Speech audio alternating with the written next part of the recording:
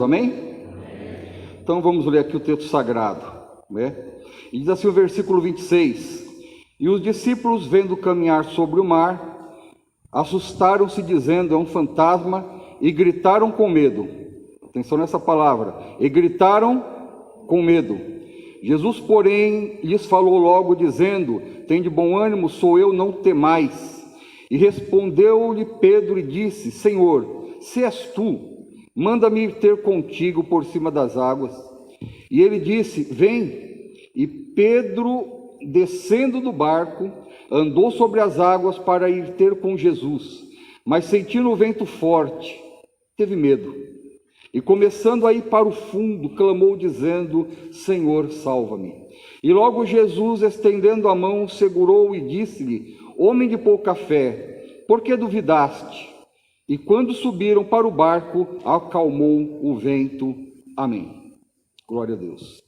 Uma palavra bastante conhecida, já tenho falado algumas vezes nesse texto aqui, mas a palavra de Deus é uma fonte inesgotável, não só de conhecimento, como de inspiração para nossas vidas. E hoje Deus tocou no meu coração para falar para você, Ele falou para mim, então estou falando para mim e para você, que você é um projeto de Deus. E todo projeto de Deus nasceu para dar certo. Quando as coisas não estão dando certo na nossa vida, é porque nós abandonamos o projeto de Deus e passamos a viver o projeto de outra pessoa ou o nosso próprio projeto. Por exemplo, lá em Israel, tinha um homem chamado Acabe. Acabe, ele era rei de Israel, deveria estar servindo a Deus, mas ele escolheu o projeto da mulher dele, que era Jezabel, que foi uma pessoa que foi enxertada na vida dele para destruir, não só ele, como todo Israel. E vivendo Acabe o projeto de Jezabel, nós já vimos qual que foi a situação. Outras pessoas abandonaram a fé, resolveram os seus próprios projetos, mas eu não quero falar disso daí nessa noite não. Mas eu quero falar para você que está aqui hoje, eu quero falar para você, meu querido ouvinte, que está recebendo essa transmissão aí na sua casa. Talvez você não aceitou Jesus ainda, mas você também é um projeto de Deus. Você está ouvindo essa mensagem aqui agora, porque Deus está começando um projeto, um processo na tua vida, até o momento em que você chegue na maturidade, que é aquilo que Ele quer para a tua vida. Você que está afastado do Evangelho, se está aqui no templo, ou se você está também assistindo essa transmissão aí na sua casa, a mesma coisa. Você um dia entrou para uma estrada, você saiu dessa estrada, mas tem alguém te esperando nessa estrada ainda. Por quê? Porque você é um projeto de Deus. Você saiu da estrada, mas Jesus continua na estrada te esperando.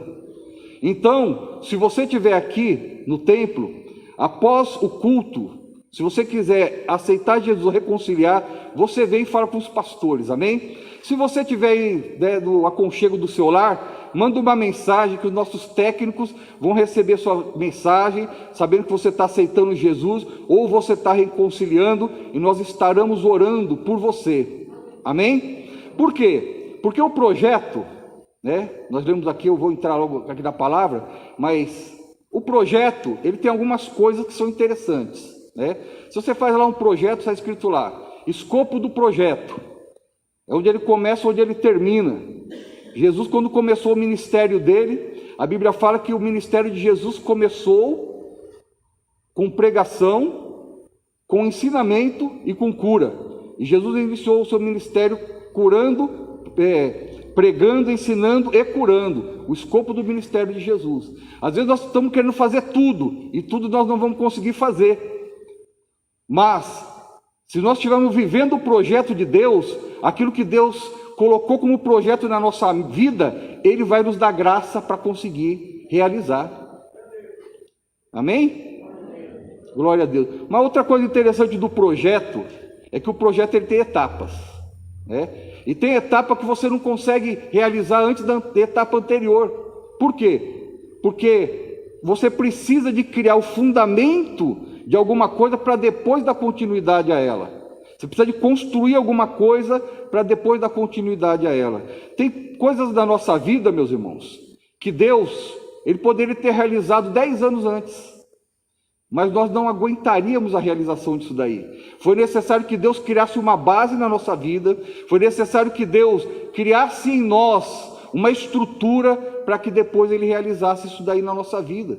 Porque nós queremos atropelar os processos, nós queremos atropelar as etapas do projeto, e isso não dá certo. Agora Deus, Ele caminha como? Deus, Ele caminha da forma, a Bíblia fala que Deus, Ele trabalha com ordem e com decência, ou seja, Deus, Ele trabalha numa sequência. Por quê? Porque Ele conhece a nossa estrutura.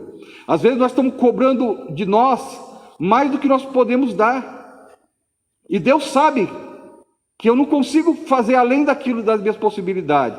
Deus conhece a minha limitação. Uma outra coisa interessante no processo é o objetivo.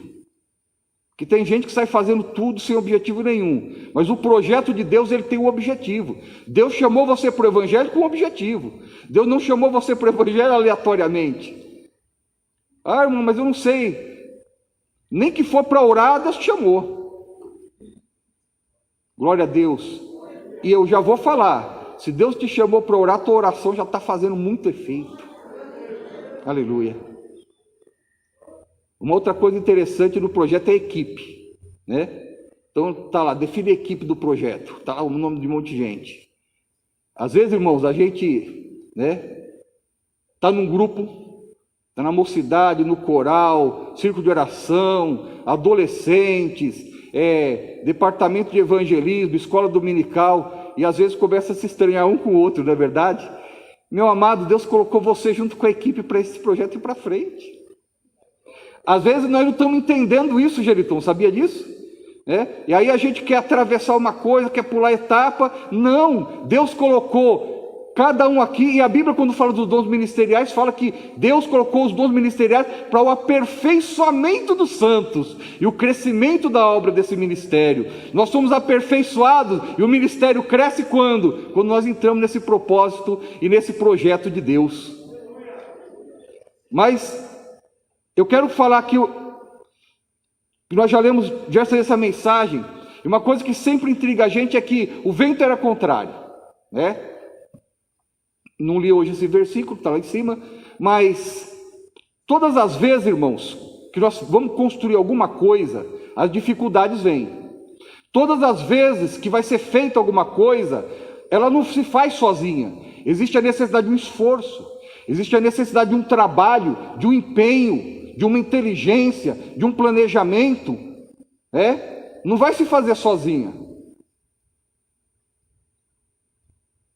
E aqui, nessa empreitada, a Bíblia fala que o vento era contrário, eles estavam mais perto da margem do que do lugar que eles iam chegar. Era muito mais fácil voltar para a margem. Porque para voltar para a margem, sabe o que eles precisavam de fazer? Era só tirar o remo da água, colocar no barco, cruzar o braço, que o barco ia chegar sozinho de volta para a margem. Mas o projeto de Deus, ele não é para trás. O projeto de Deus é para frente. Não existe projeto que piora a situação anterior, meus amados. O projeto, ele sempre existe para melhorar a situação anterior. Só que às vezes, dentro desse projeto de Deus, nós enfrentamos, nós confrontamos essas situações, e nós remamos, e parece que o barco não vai porque o vento é contrário. Então nós temos vontade de soltar o remo, colocar ele dentro do barco e falar: agora eu vou cruzar os braços e vou deixar o barco voltar para a margem. E Deus está falando para nós: não.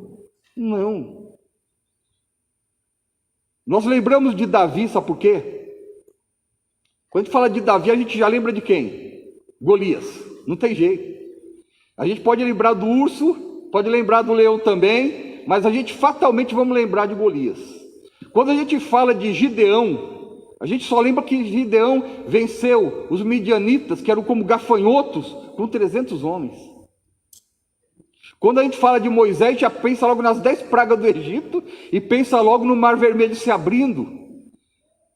Todos os homens de Deus, que foram projetos de Deus, eles enfrentaram grandes desafios, porque você tem um grande Deus, você tem um grande desafio da tua frente, e Deus vai transformar você num grande homem de Deus para vencer esse desafio.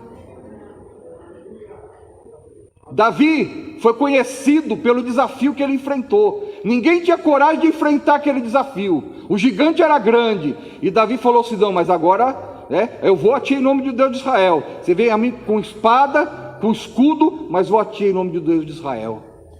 Um grande desafio. E um grande desafio gerou um grande homem. Então não tenha medo de remar contra a correnteza. Por quê? Porque Deus colocou você nesse desafio. Está tudo dando errado, está tudo dando contrário. É o desafio que Deus colocou na tua frente. E Deus quer levantar você como levantou Davi, quer levantar você como levantou Gideão, quer levantar você como ele pegou e levantou Moisés. Aceita o desafio que Deus colocou na tua frente. No capítulo 11 de Hebreus, tem uma galeria de homens, e naquela galeria de homens, fala grandes feitos que aqueles homens fizeram, e aqueles feitos não aconteceram por uma mera obra do acaso, não aconteceram pelo poder que eles tinham, materialmente falando, não aconteceram pela sua intelectualidade, mas a Bíblia fala que todos eles venceram os grandes desafios, desafio da fornalha, desafios muitos, que os irmãos quiserem ler, os irmãos vão ler em Hebreus 11, muitos desafios, mas todos esses desafios eles venceram por causa de uma coisa só, pela fé. Eles acreditaram que aquele desafio Deus colocou na frente deles, e por isso eles venceram aquele desafio. Um grande Deus, um grande desafio e um grande homem que Deus levanta para esse desafio. E esses desafios vão transformando nossa vida, vão melhorando, vão nos aperfeiçoando. Ao ponto de Paulo falar que a nossa leve e momentânea tribulação produz em nós um peso eterno de glória. O projeto de Deus está aí na nossa frente. Às vezes, irmãos, a gente, no começo lá do projeto de Deus, só Deus sabe de onde Ele me tirou, de onde Ele te tirou, o que você pensava, o que você queria fazer da sua vida, como era o teu coração, como eram os teus pensamentos, não é verdade? Só quem sabe isso aí é você e Deus, e mais Deus até do que você e do que eu. Entramos no projeto de Deus, e Deus começou a transformar nosso coração, e Deus batizou a gente com o Espírito Santo, e Deus deu dons para muitas pessoas, ou dons de ministério, ou dons de socorro, ou dons espirituais. Então Deus, muitas vezes a pessoa profetizava, falava a língua, tinha dom de discernimento, interpretação de línguas, coisas gloriosas. Mas o que aconteceu no meio do processo, meu amado? Você é um projeto de Deus. Às vezes nós acabamos saindo do projeto de Deus, e todas essas coisas são esvaziadas da nossa vida. Então Deus mostrava muita coisa, revelava, e profetizava, e orava, e Deus curava. E o que aconteceu? O Deus continua o mesmo, o desafio continua o mesmo, o projeto continua o mesmo. O que aconteceu? Eu olhei para um outro lado, eu abandonei o projeto de Deus, e Deus está falando para nós nessa noite: volta, filho meu, volta para o projeto. Mas o projeto é difícil, vem ter contrário. Um grande desafio vai transformar você num grande homem de Deus. Um grande desafio vai transformar você numa grande mulher de Deus. Um grande desafio vai transformar você num grande obreiro na mão de Deus, aleluia.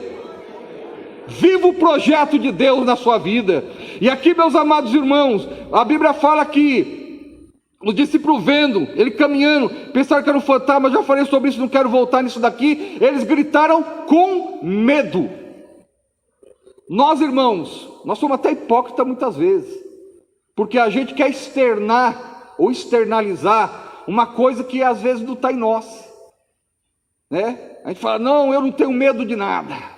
Aí às vezes nós estamos chorando de tanto medo e estamos lá naquela pose. Mas aqui fala que eles gritaram e estavam com medo mesmo. E Jesus, no 27 fala, Jesus porém lhes falou logo dizendo, tem de bom ânimo, sou eu, não tem mais. Meu irmão, Jesus sabe que você está com medo. Não tenha vergonha de falar para Jesus, eu estou com medo. Não tenha vergonha de mostrar para Jesus as suas emoções, os seus sentimentos.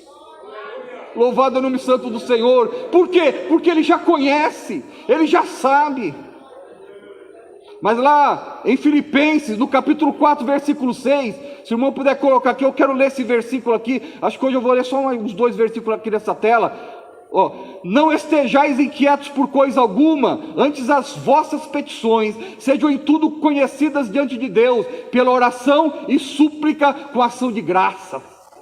Você está ansioso, você está preocupado, você está querendo muitas vezes até jogar o remo no barco e parar de tanto remar, mas Deus está falando para você, não fique inquieto não, dobra o teu joelho, fala comigo, coloca em oração e súplica, porque eu vou te responder, porque eu conheço o teu coração, meu filho, eu conheço o teu sentimento, eu conheço a tua lágrima, eu conheço a tua dor, aleluia, glória a Deus.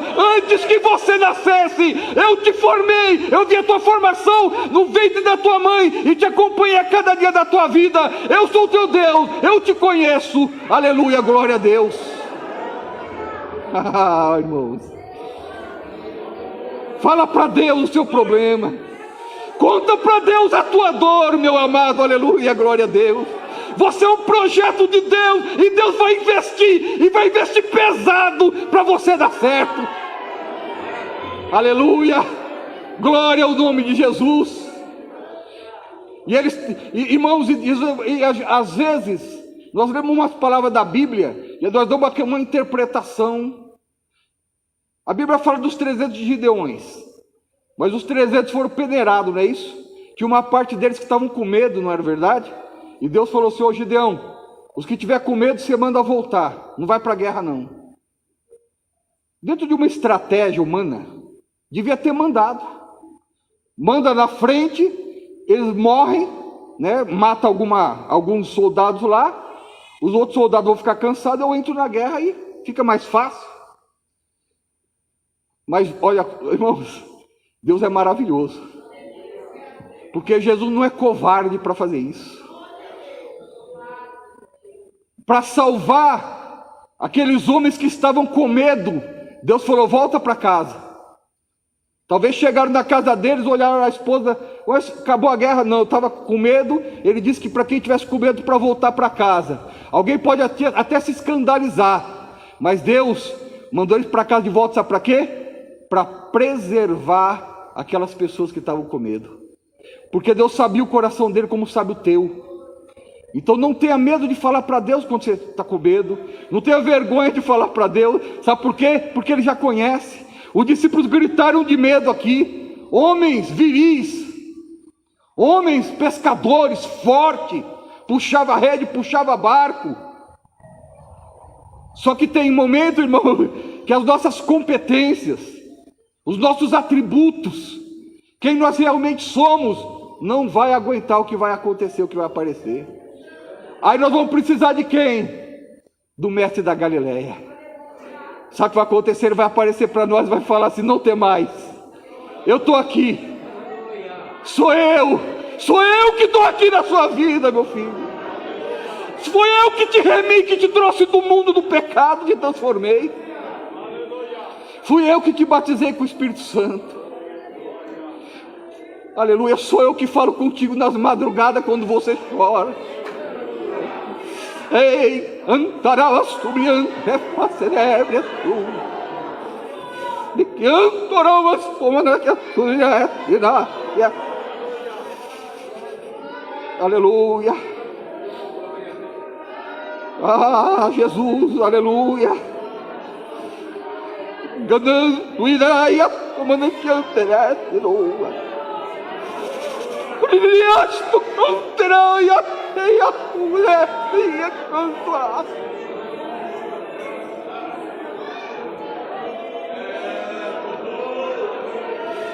Ah, Jesus, aleluia, glória a Deus.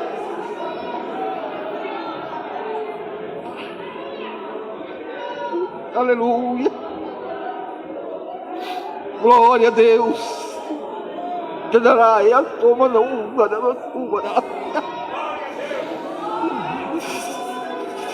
Que honra que a severia se que anato diria te como para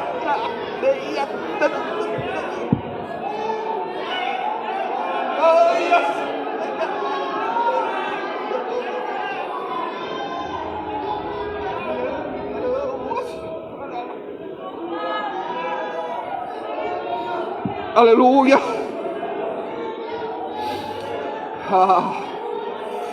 Glória a Deus. Eu não estava lá quando você falou com Deus, mas Ele estava e estava te ouvindo. Aleluia. Aleluia. E Ele entra e vai confortar o teu coração. Aleluia, glória a Deus.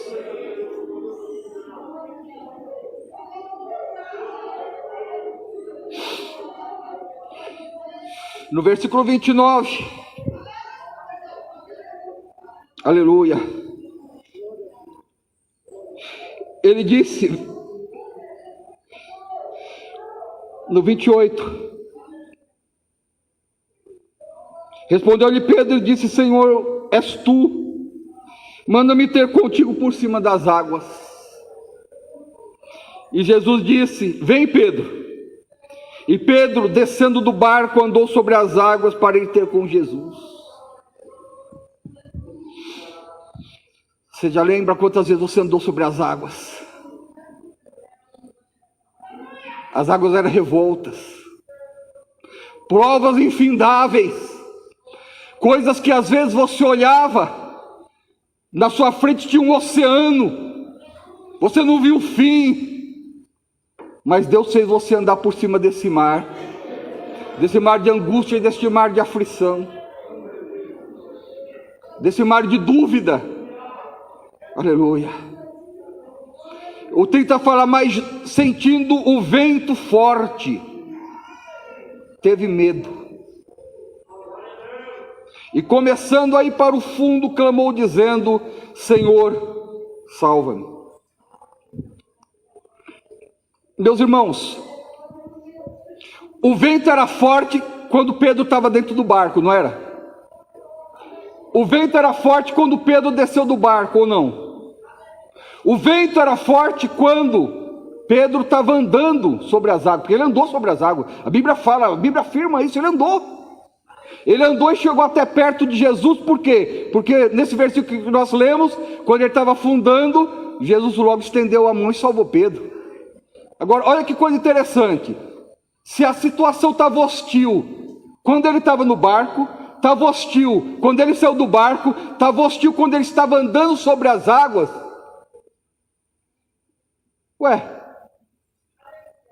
Então não foi a situação que fez Pedro afundar.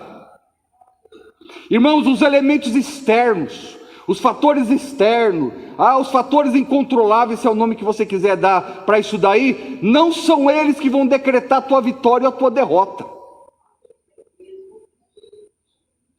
Pedro, o vento estava contrário, estava agitado, estava todo mundo pensando que ia morrer, estava com medo de fantasma, e Pedro está no barco, Pedro desce do barco, anda sobre as águas, e Pedro não afunda. Mas a situação não mudou. Por que aconteceu dele afundar?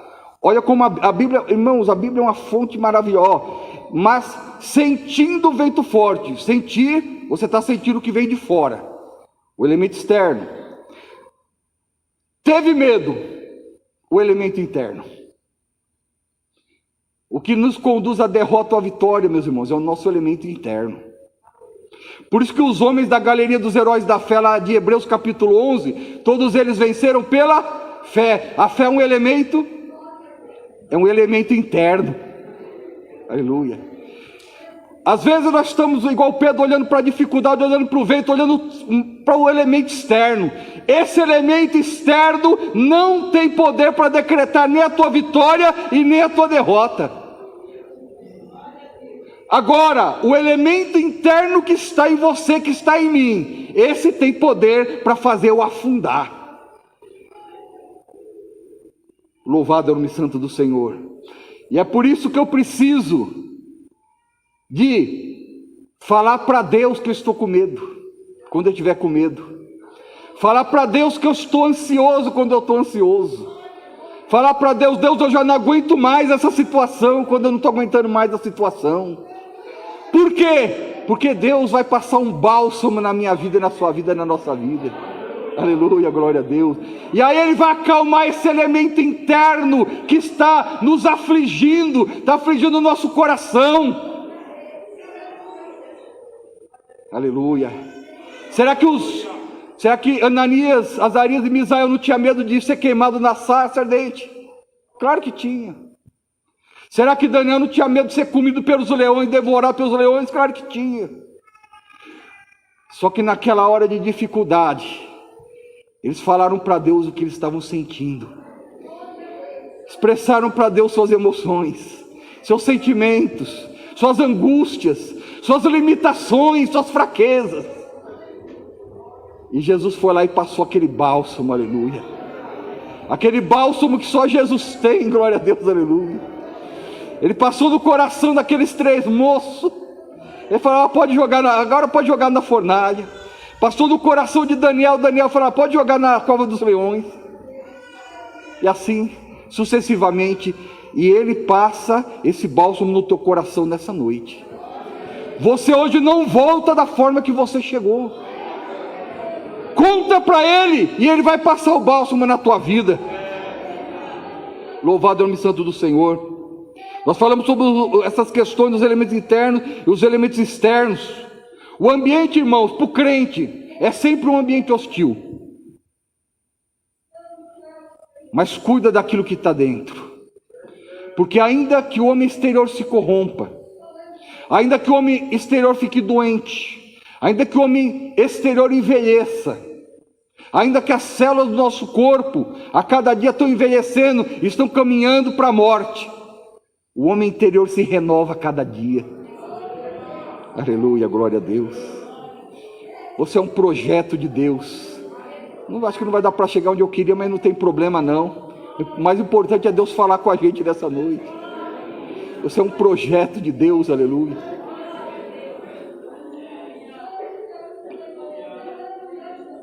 E Pedro clamou, salva-me. E logo Jesus, estendendo a mão, segurou e disse-lhe, homem de pouca fé, por que duvidaste? Alguém poderia ter falado para Jesus, Jesus, esse Pedro dá tanto trabalho. Se a gente for analisar a vida de Pedro, chega uma hora, e Pedro é volúvel, né? Pedro é impulsivo e volúvel. Então, às vezes a gente vê a fé de Pedro está lá em cima, às vezes a gente vê a fé de Pedro está lá embaixo. Parece a nossa fé, não é isso? Às vezes está lá em cima, e tem vezes que parece que está lá embaixo. Só que quando a fé de Pedro estava lá embaixo, que ele começou a afundar, Jesus logo estendeu a mão e socorreu Pedro. Deus não vai deixar você sucumbir, Deus não vai deixar você afundar. Por quê? Porque você é um projeto de Deus. Deus investiu em você, e Deus não vai deixar esse projeto não alcançar o objetivo que Ele mesmo traçou pelo seu próprio poder. Alguém talvez olharia para Jesus e falaria, mas Jesus, esse Pedro aí, misericórdia, né? Esse Pedro aí, Jesus, você está falando da sua paixão, o diabo usa ele, e aí você tem que repreender para trás de mim. Esse Pedro aí, puxa a espada no jardim de Getsemane, corta a orelha de mal. Esse Pedro aí, ele é tão volúvel que Satanás fala, olha, eu quero cirandar com esse moço aí, porque esse moço tem uns altos e baixos. E Jesus falou, com Pedro não. Por quê? Projeto meu. Eu comprei, eu paguei, subi na cruz do Calvário por ele, chamei para o meu ministério, chamei para ser servo, chamei para minha casa, e nesse daqui eu estou investindo e ele vai dar certo. Mas vai dar certo quando, Jesus? Fica tranquilo, porque Jesus sabe. O projeto, irmão, né? O investimento, você tem, ele é Tem gente que tem até o de curtíssimo, tem o de curto, médio e longo prazo. Tem coisa na nossa vida que Deus é curtíssimo prazo, nossa, que glória. Outra é de curto prazo, demora pouco. Outra é de médio prazo, mas tem projeto que Deus tem na nossa vida que é de longo prazo. Eu vou pedir para colocar Salmo capítulo 92, versículo 12. Eu vou ler o 12, 13, 14, acho que o 15 também existe. Nós vamos dar uma lida aqui, Tem gente que não entende, o justo florescerá como a palmeira, crescerá como o cedro do Líbano. O próximo, os que estão plantados na casa do Senhor, florescerão nos átrios do nosso Deus. Na velhice ainda darão frutos, serão viçosos e florescentes, para anunciarem que o Senhor é reto. Ele é a minha rocha e nele não há injustiça. Deus não é injusto para esquecer da obra que você fez. Eu sou injusto, o homem pode ser até injusto, o homem pode até não reconhecer, mas a Bíblia fala que Deus não é injusto. As pessoas desse mundo aqui, quando fica velha, você demite da empresa, você joga ela no asilo, o governo pede para que a pessoa parta dessa vida para outra para parar de pagar a aposentadoria do INSS. Mas com Deus, volta um. Olha com Deus como que funciona. Na velhice ainda darão frutos, serão viçosos e florescentes. Vai entender Deus, né? Sabe como chama isso? Projeto de longo prazo da tua vida que Deus tem. Não importa a idade que você tem, você vai dar fruto. Sabe por que você está aqui ainda? Porque senão Deus já tinha te levado. Sabe por que você está aqui ainda? Porque você é um projeto de Deus e você ainda não chegou à maturidade que Deus quer na tua vida. Como assim maturidade? É porque você não entregou para Deus ainda os frutos que Ele está requerendo de você. E aquilo que eu falei são as etapas. São as etapas. Você não chegou nessa etapa da vida ainda para pegar e ser levado para o céu. Você ainda está aqui por quê? Porque você ainda vai dar fruto. Você ainda vai orar por muita gente. Você ainda vai, só Deus sabe o que você vai fazer. Vai, sei lá, vai levantar o obreiro, vai profetizar, vai orar pela cura, vai ganhar alma, eu não sei. Quem sabe é Deus, por quê? Porque o projeto não está na minha mão, mas o projeto está na mão de Deus. E glória a Deus por isso, porque o projeto está na mão de Deus e está na mão da pessoa certa. Aleluia. E alguém talvez batesse nas costas de Jesus, mas Jesus, esse Pedro é um tribuloso, Jesus. Cortou ele de mal, aí continua a história de Pedro. Pedro vai lá e nega Jesus. Aí Jesus morre. Aí no capítulo 21 do Evangelho de João, o que acontece? Pedro olha, porque tem momento da nossa vida, irmãos, é igual a questão do investimento de longo prazo, acontece isso, Você coloca R$1.000, aí passa 6 meses e vira 900. Por quê? Porque é para longo prazo. Só lá na frente que ele vai trazer o fruto mesmo, o rendimento só na frente. Passa um ano, 950. Passou um ano e meio, virou 1.000 de novo. Eu não ganhei nada, fiquei um ano, um ano e meio e não ganhei nada. Aí entra no segundo ano, daí começa a rentabilizar.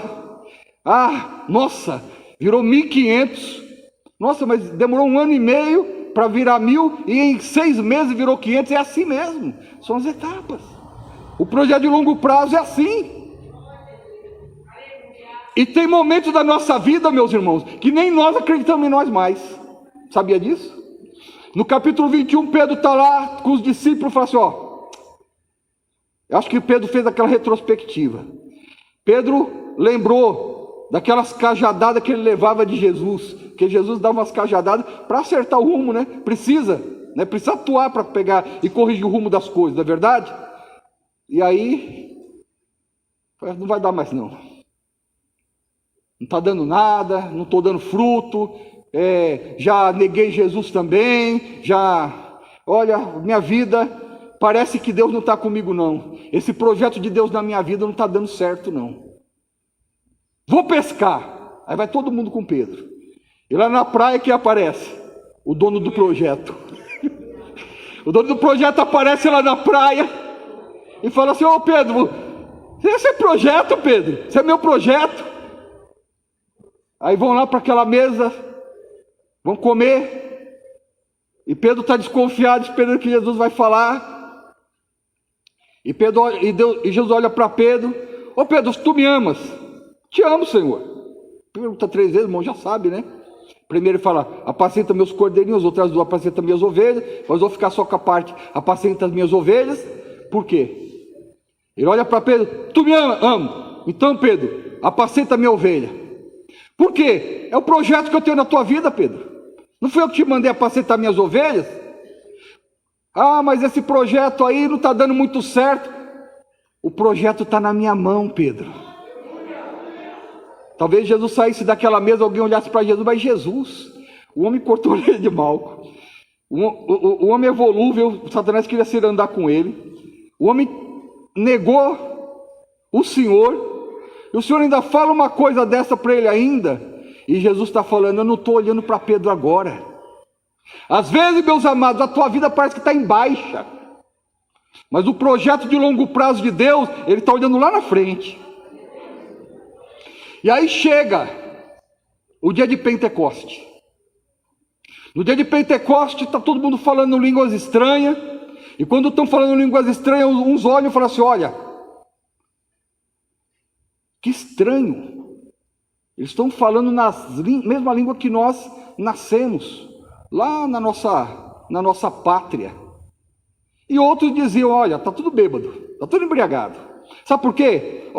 Eles estão olhando a mesma coisa, não é verdade? Mas para quem está atento, percebe que está estranho. Para quem está desatento, está tudo bêbado. Mas Jesus também não despreza os que estão dizendo que está tudo bêbado, não. Por quê? Porque o projeto de Deus também está em andamento nessas vidas. Mas Jesus estava olhando a vida de Pedro, era para o dia de Pentecoste. Não era quando Pedro cortou a orelha de Malco, não era quando Pedro tinha os altos e baixos, não é quando Pedro negou Jesus. Ele não estava olhando para nada disso. Ele continua investindo em Pedro, e no dia de Pentecoste Pedro se levanta, indouto, prega, 3.000 almas aceitam Jesus. Irmãos, acho que é o capítulo 28 do profeta Isaías fala que Deus está realizando a sua grande e estranha obra. Dia de Pentecostes, Deus realizou uma grande e estranha obra. Hoje Deus está aqui realizando uma grande e estranha obra. Todos vão perceber isso? Não. Todos perceberam no dia de Pentecostes? Não. Mas aqueles que estão atentos espiritualmente estão entendendo que Deus quer realizar uma grande e estranha obra, porque essa é a obra de Deus. Às vezes, irmãos, nós vamos para o culto, né? A gente usa até uma palavra até errada: eu vou assistir o culto. O culto não se assiste, o culto se presta.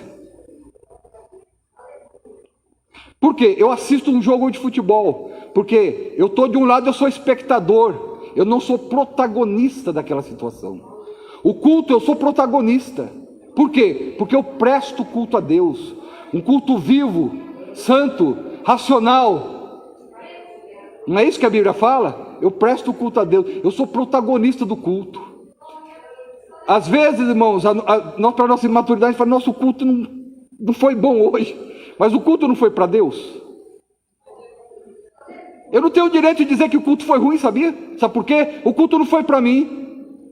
O culto foi para Deus. Não é verdade? Foi para Deus o culto. Eu sou protagonista do culto, eu ofereço o culto a Deus. Eu não estou do outro lado da tela olhando as coisas acontecerem, não. Porque lá no jogo de futebol, os jogadores estão lá no campo, eu não consigo entrar no campo. Na novela, no filme, nos jornais, né? O artista está lá falando, eu não consigo entrar lá dentro. No jornal, eu não consigo entrar lá dentro do jornal e falar assim: não, o que você está falando, eu não concordo com nada disso. Por quê? Porque eu estou assistindo. Eu sou espectador. E Deus está falando para nós nessa noite: não seja um espectador do culto, seja protagonista do teu culto para com Deus. Aleluia. O culto no começo era simples. Abel pegou o sacrifício e levou para Deus, e voltou feliz. O culto foi maravilhoso. Que até o Corinho que falava: o culto hoje vai ser maravilhoso, era isso? Não era complexo como o nosso culto de hoje, não, né? Então ia lá, levava o sacrifício e oferecia a Deus. E Deus se agradou do sacrifício de Abel, e Abel voltou feliz do culto. E Caim foi prestar o culto dele a Deus. E Caim veio nervoso. Caim falou: esse culto não foi bom. Por que, Caim? Porque Deus não recebeu a minha oferta. Sabe quando o culto é ruim, meu irmão? É quando Deus não recebe a nossa oferta. Se Deus não receber a minha oferta, o culto é ruim. Agora, se Deus receber a minha oferta, se Deus receber o meu culto, aí vai ser uma coisa gloriosa. Mas para isso eu tenho que estar atento. A grande estranha obra de Deus está acontecendo. As pessoas às vezes lá, igual no dia de Pentecostes, estavam falando língua estranha. Quem estava atento falou: olha, tem coisa estranha acontecendo. Isso daqui não é normal, não. É sobrenatural. É Deus que está fazendo alguma coisa. Aleluia. Mas para aquelas pessoas que estavam com o coração de Caim, está tudo embriagado. Amém? Eu vou parar por aqui, irmão, mas não esqueça disso. Você é um projeto de Deus. Deus não está olhando você cortando a orelha de Malco. Deus não está olhando você quando nega Jesus e coisa dessa natureza. Deus está olhando você lá no dia de Pentecoste. Indouto, uma pregação, 3.000 almas. Que Deus em Cristo nos abençoe, em nome de Jesus, amém.